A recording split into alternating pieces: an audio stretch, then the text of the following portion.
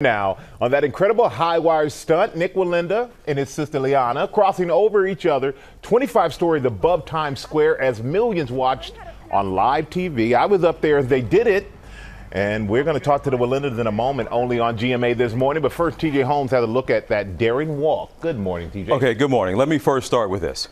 Whew. Okay, that was some scary stuff there. Look, this was a spectacle, a unique spectacle, the likes of which we haven't quite seen before. Something that was happening right there in Times Square where people were gathered, and you would think it was something like New Year's Eve when you see the crowds down there. People usually gather in those crowds to see that ball drop on New Year's Eve. But the last thing anybody wanted last night was to see anything or anybody fall.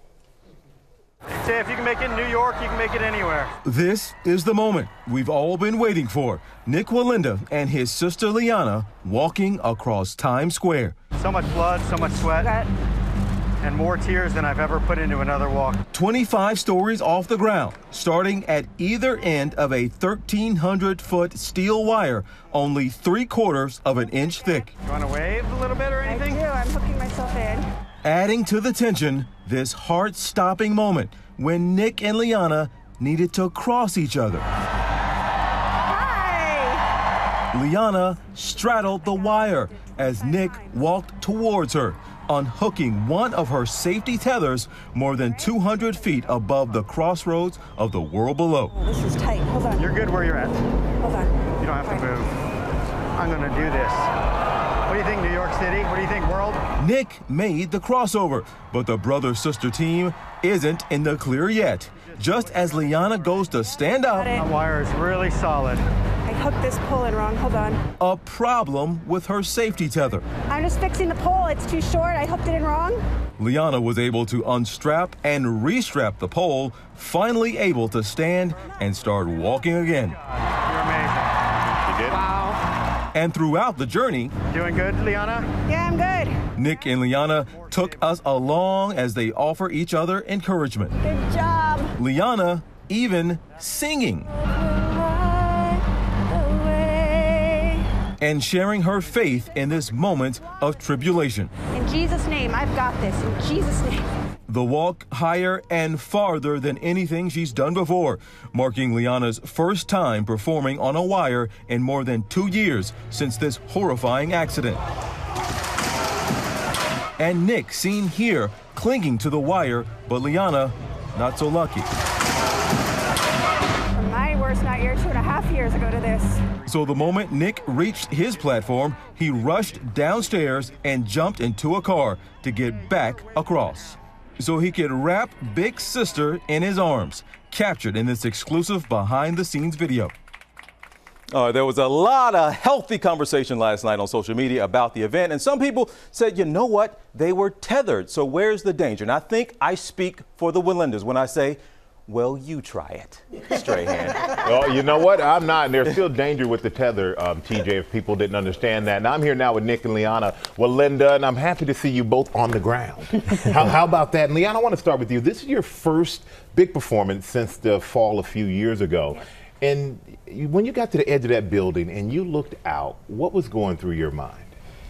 Oh man, you know, of course you get butterflies and a little bit sick in your stomach. Like, what am I about to do? What is wrong with my family? You know, but then I remember all the training and how hard I worked, and you have to fall back on that. You know, I knew my ability. I knew I could do it. You know, I was well trained. And take us through those first steps, because the first steps seem to always be the hardest for everybody. They are the first steps. Well, I had to kind of lift my pole to get around some of the steel sticking out of the building, so that was a little bit, you know, a little harder. And then I'd say about the first probably 20 feet, I was a little shaky in the legs, you know, but then it really becomes home. I remember this is what I love. This is what I've done my whole life, and it truly becomes home. It's sort of it's peaceful, you know. And you started out on 1 Times Square. Nick, you started on 2 Times Square. You started a little ahead of Liana. Yes. What was going through your mind when you stepped out onto the wire? Were you more concerned for yourself, or were you more concerned for your sister? Well, I was certainly more concerned for Liana.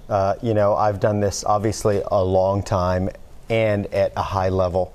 And I was very concerned about that first step for me as well. And it was just because to access the wire was so difficult. I went up the evening before and realized that it wasn't going to be quite as easy as I thought. So I was not only thinking about myself as I was getting on, but I was thinking about what the guys needed to do and coaching them on how to grab her when she needed to get off. And now to the part of the walk that left everybody speechless, breathless, whatever you want to call it, the crossover.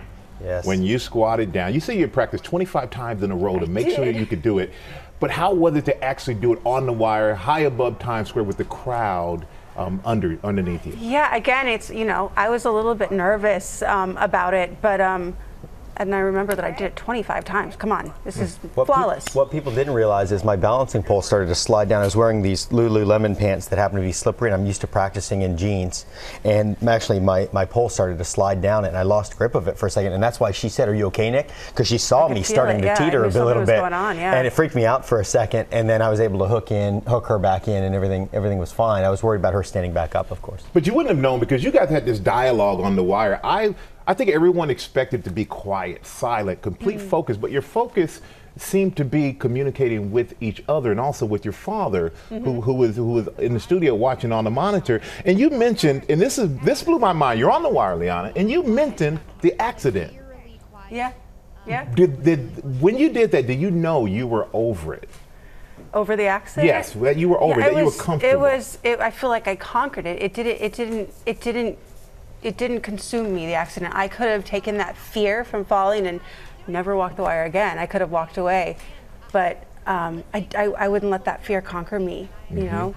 So I pushed through.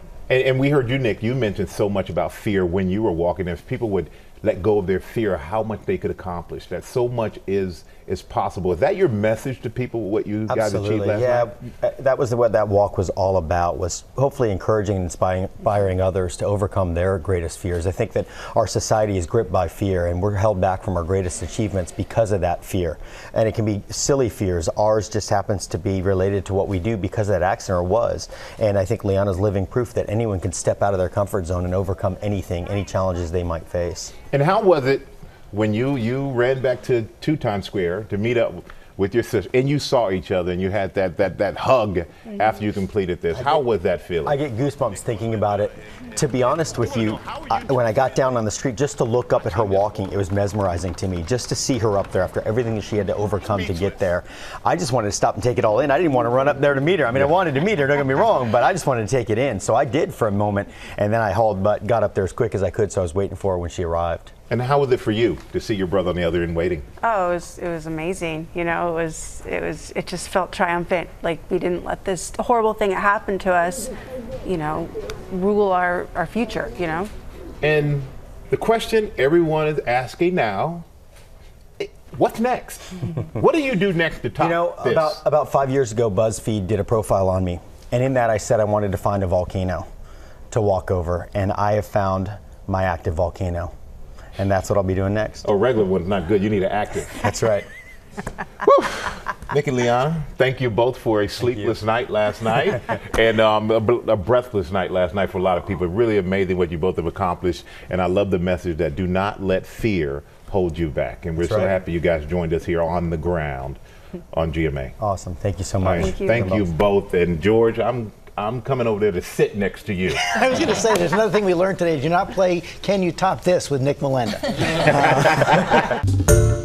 Hi, everyone. George Stephanopoulos here. Thanks for checking out the ABC News YouTube channel. If you'd like to get more videos, show highlights, and watch live event coverage, click on the right over here to subscribe to our channel. And don't forget to download the ABC News app for breaking news alerts. Thanks for watching.